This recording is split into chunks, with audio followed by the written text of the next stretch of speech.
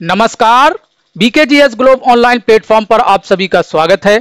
इस क्लास में हम महत्वपूर्ण शब्दावलियों की full form, social media platform, प्रमुख अंतरराष्ट्रीय सीमा रेखाएं और भारत के जल चैनल की चर्चा करेंगे। इन सभी टॉपिकों से आपकी परीक्षा की प्रत्येक पाली में सवाल पूछे जा रहे हैं। तो आइए इस इंपॉर्टेंट क्लास को शुरू करते हैं। सबसे पहले हम देखेंगे महत्वपूर्ण शब्दावलियों की फुल फॉर्म। पहली शब्दावली है नेफ्ट। क्या है? NEFT, NEFT। ये एक बैंकिंग शब्दावली है। इसकी फुल फॉर्म होती है नेशनल इलेक्ट्रॉनिक फंड ट्रांसफर। क्या होती है? National electronic fund transfer. अगली शब्दावली है RTGS। क्या है? RTGS। ये भी बैंकिंग शब्दावली है और इसकी फुल फॉर्म होती है रियल टाइम ग्रॉस सेटलमेंट। क्या होती है? Real time gross settlement. अगली शब्दावली IMPS। IMPS भी एक बैंकिंग शब्दावली है और इसकी फुल फॉर्म होती है immediate payment services. Immediate payment services. इस शब्दावली है NPA। यह भी बैंकिंग शब्दावली है और इसकी फुल फॉर्म होती है non performing assets. Non performing assets क्या होता है? ये नॉन परफॉर्मिंग एसेट्स ऐसी परिसंपत्तियां होती हैं, जैसे सपोज कीजिए किसी ने बैंक से लोन लिया, ऋण लिया और एक लंबे समय तक उसने मूल तो चुकाया ही नहीं, ब्याज भी नहीं दिया, तो ऐसी परिसंपत्तियों को नॉन परफॉर्मिंग एसेट्स कहा जाता है। अगली शब्दावली है IFSC। क्या है? IFSC। जब हम कहीं फंड ट्रांसफर करते हैं, पैसा भेजते हैं, या आप अपनी बैंक की पासबुक पर देखिएगा तो उस पर नीचे लिखा होता है IFSC कोड। तो जो IFSC होता है उसकी फुल फॉर्म होती है Indian finance system code. Indian finance system code. अगली शब्दावली है NBFC। NBFC की फुल फॉर्म होती है नॉन बैंकिंग फाइनेंशियल कंपनी। ये ऐसी कंपनियां होती हैं जो धन से संबंधित तो होती हैं, वित्तीय कंपनियां होती हैं, लेकिन ये बैंकिंग का कार्य नहीं करती, ये बैंक का कार्य नहीं करती। ऐसी कंपनियों को NBFC यानी नॉन बैंकिंग फाइनेंशियल कंपनी कहा जाता है। अगली शब्दावली है फेमा। फेमा ये विदेशी व्यापार से संबंधित है और इसकी फुल फॉर्म है foreign exchange management act. Foreign exchange management act.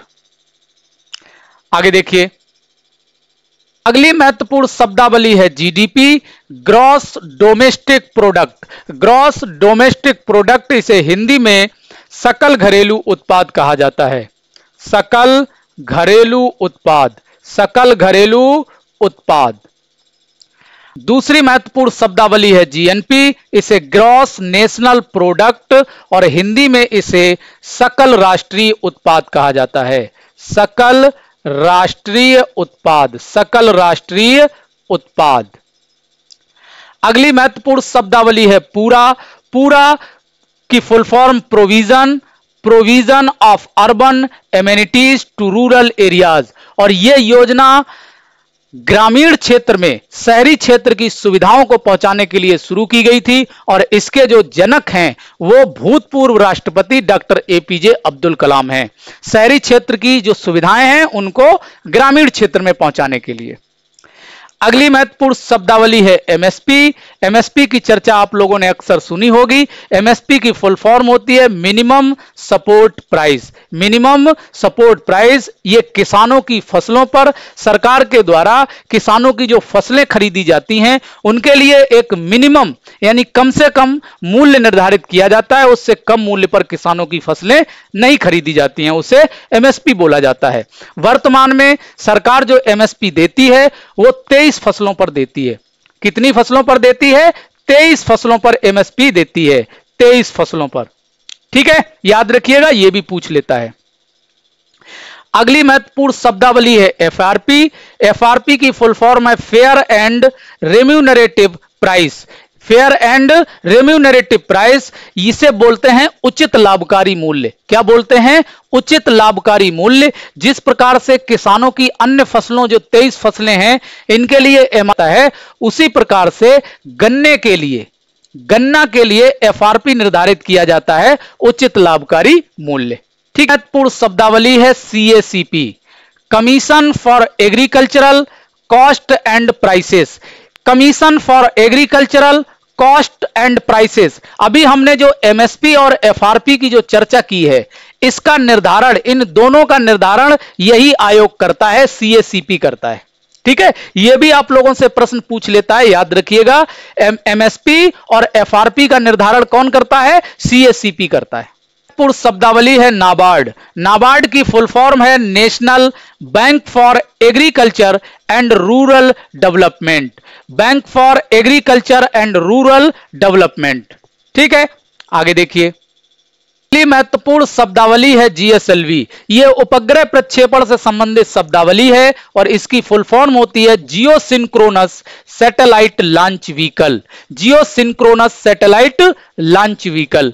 अगली शब्दावली है पीएसएलवी। यह भी उपग्रह प्रक्षेपण से संबंधित है और इसकी फुल फॉर्म है polar satellite launch vehicle. Polar satellite launch vehicle. अगली शब्दावली है आईआरडीए। इसकी फुल फॉर्म है insurance regulatory authority of India. इसे हिंदी में बीमा विनियामक प्राधिकरण बोला जाता है। बीमा विनियामक प्राधिकरण। यह प्राधिकरण बीमा क्षेत्र को रेगुलेट करता है, बीमा क्षेत्र का विनियमन करता है। अगली शब्दावली है ट्राई। इसकी फुल फॉर्म है telecom regulatory authority of India. Telecom sector को जो रेगुलेट करती है संस्था, वो ट्राई है। अगली महत्वपूर्ण शब्दावली है सेबी और सेबी की फुल फॉर्म है securities and exchange board of India. इसे हिंदी में भारतीय प्रतिभूति विनिमय बोर्ड बोला जाता है और यह शेयर मार्केट को रेगुलेट करती है। अगली शब्दावली है मोडेम और यह इंटरनेट से संबंधित शब्दावली है। इसकी फुल फॉर्म होती है मॉड्यूलेटर और डिमोड्यूलेटर। Modulator, demodulator. अगली शब्दावली है आईआरसीटीसी। आईआरसीटीसी ये इंडियन रेलवे से संबंधित है। इसकी फुल फॉर्म होती है Indian railway catering and tourism corporation. Indian railway catering and tourism corporation. हम सोशल मीडिया प्लेटफॉर्म देख लेते हैं। पहला सोशल मीडिया प्लेटफॉर्म है फेसबुक। फेसबुक की स्थापना 2004 में हुई थी। कब हुई थी? 2004 में हुई थी। वर्तमान में इसका नाम मेटा है। पहले इसका नाम फेसबुक इंक था, अब इसका नाम क्या हो गया है? मेटा हो गया है। इसका head office Menlo park USA California में है। इसके जो सीईओ हैं वो मार्क जुकरबर्ग हैं। कौन है? Mark Zuckerberg. अगला प्लेटफॉर्म है इंस्टाग्राम। इंस्टाग्राम की स्थापना 2010 में हुई थी। कब हुई थी? 2010 में हुई थी और इसका head office Menlo park USA California में है। इसके जो सीईओ हैं वर्तमान में वो एडम मोसेरी हैं। कौन है? Adam Mosseri. अगला सोशल मीडिया प्लेटफॉर्म है ट्विटर, जिसे वर्तमान में एक्स कहा जाता है। क्या कहा जाता है? एक्स कहा जाता है। इसकी स्थापना हुई थी 2006 में। ट्विटर को कब स्थापित किया गया था? 2006 में स्थापित किया गया था। इसका head office San Francisco USA में है। वर्तमान में जो इसके सीईओ हैं वो लिंडा याकारिनो हैं। कौन है? Linda Yaccarino. अगला है लिंक्डइन।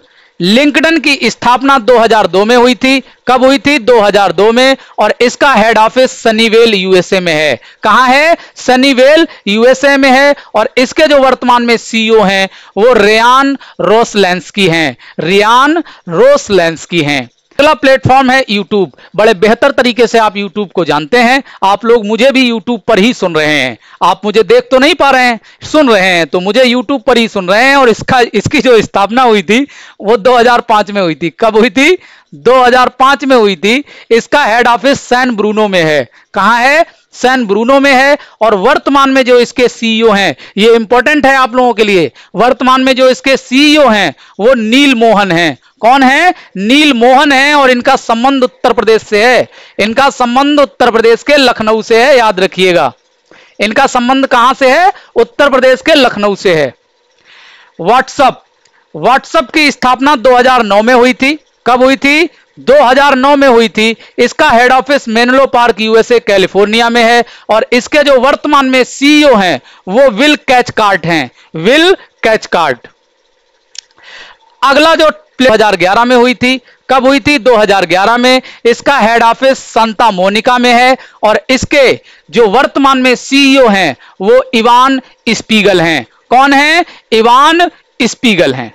अब हम महत्वपूर्ण सीमा रेखाओं को देखते हैं जहां से आपकी परीक्षा में प्रश्न पूछे जा रहे हैं।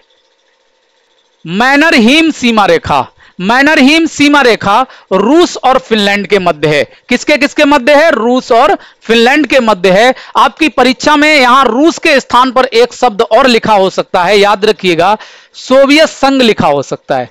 क्या लिखा हो सकता है? सोवियत संघ लिखा हो सकता है। हालांकि अब यह अस्तित्व में नहीं है, लेकिन फिर भी इससे परीक्षाओं में प्रश्न पूछे जाते हैं। तो यह किसके किसके मध्य है? रूस और फिनलैंड के मध्य। मैगीनाट रेखा, मैगीनाट सीमा रेखा जर्मनी और फ्रांस के मध्य है, जर्मनी और फ्रांस के मध्य। सिगफ्रायड रेखा, सिगफ्रायड रेखा यह भी जर्मनी और फ्रांस के मध्य है। मैगीनाट रेखा और सिगफ्रायड रेखा दोनों ही जर्मनी और फ्रांस के मध्य सीमा का निर्धारण करती हैं।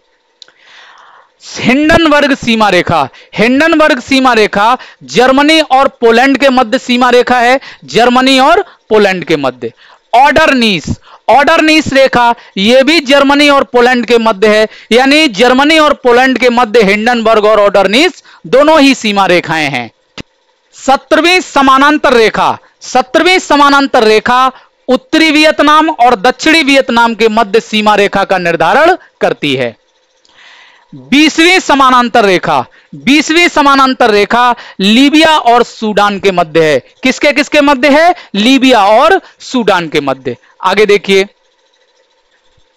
22वीं समानांतर रेखा, 22वीं समानांतर रेखा मिस्र और सूडान के मध्य है, मिस्र और सूडान के मध्य। 31वीं समानांतर रेखा, 31वीं समानांतर रेखा इराक और ईरान के मध्य है। किसके मध्य है? इराक और ईरान के मध्य। 38वीं समानांतर रेखा उत्तर कोरिया और दक्षिण कोरिया के मध्य है। उत्तर कोरिया और दक्षिण कोरिया के मध्य जो सीमा रेखा है उसका नाम क्या है? 38वीं समानांतर रेखा। 49वीं समानांतर रेखा, 49वीं समानांतर रेखा अमेरिका यानी यूएसए और कनाडा के मध्य है। किसके किसके मध्य है? यूएसए संयुक्त राज्य अमेरिका और कनाडा के मध्य है। 141 डिग्री पश्चिमी देशांतर रेखा, 141 अंश पश्चिमी देशांतर रेखा अलास्का, ये अमेरिका का एक प्रांत है, अमेरिका का एक राज्य है, उसके और कनाडा के मध्य सीमा रेखा का निर्धारण करती है। महत्वपूर्ण सीमा रेखाएं हैं, इनसे आपकी परीक्षा में लगभग हर पाली में प्रश्न बनाया जा रहा है। आप इसे बेहतर तरीके से तैयार कर लीजिएगा। अब हम देख लेते हैं भारत के प्रमुख जल चैनलों को। पहला चैनल है 8 degree channel. 8 degree channel Maldives और मिनिकॉय, मालदीव और मिनिकॉय के मध्य है, और यह मिनिकॉय जो है लक्षद्वीप समूह का एक द्वीप है। किसका है? लक्षद्वीप समूह का। 9 डिग्री चैनल लक्षद्वीप के अन्य द्वीप और मिनिकॉय द्वीप को अलग करता है। लक्षद्वीप के अन्य द्वीप और मिनिकॉय द्वीप को अलग करता है कौन सा channel? 9 degree channel. 10 degree channel, 10 degree channel Andaman और निकोबार को अलग करता है। अंडमान निकोबार द्वीप समूह 2 हिस्सों में है, अंडमान द्वीप समूह और निकोबार द्वीप समूह। तो अंडमान और निकोबार को जो अलग करने वाला चैनल है वो 10 डिग्री चैनल है। डंकन पास, डंकन पास दक्षिणी अंडमान और लघु अंडमान के मध्य है, दक्षिणी अंडमान और लघु अंडमान के मध्य है। Great channel, great channel Indonesia के सुमात्रा द्वीप, इंडोनेशिया के सुमात्रा द्वीप और अंडमान निकोबार द्वीप के ग्रेट निकोबार द्वीप समूह को अलग करता है। ठीक है, यह ग्रेट चैनल किसके किसके मध्य है? इंडोनेशिया का सुमात्रा द्वीप और अंडमान निकोबार द्वीप समूह का ग्रेट निकोबार को यह अलग करता है, या इनके बीच में यह है। Coco Channel, Coco Channel Myanmar और अंडमान निकोबार द्वीप समूह के उत्तरी अंडमान के मध्य है। किसके किसके मध्य है? म्यांमार के मध्य और अंडमान निकोबार द्वीप समूह के उत्तरी अंडमान के। पाक जल संधि, पाक जल संधि, इसे पाक स्ट्रेट भी बोला जाता है, यह भारत और श्रीलंका के मध्य है। किसके मध्य है? भारत और श्रीलंका के मध्य है। एक पॉइंट और आप लोग देख लीजिए, अगर आप लोगों से पूछ ले माहिम निवेशिका, माहिम निवेशिका ये पतली सकरा जल क्षेत्र है, इसे माहिम निवेशिका कहा जाता है, और ये कहां है? ये मुंबई में है। ये कहां है? मुंबई में है।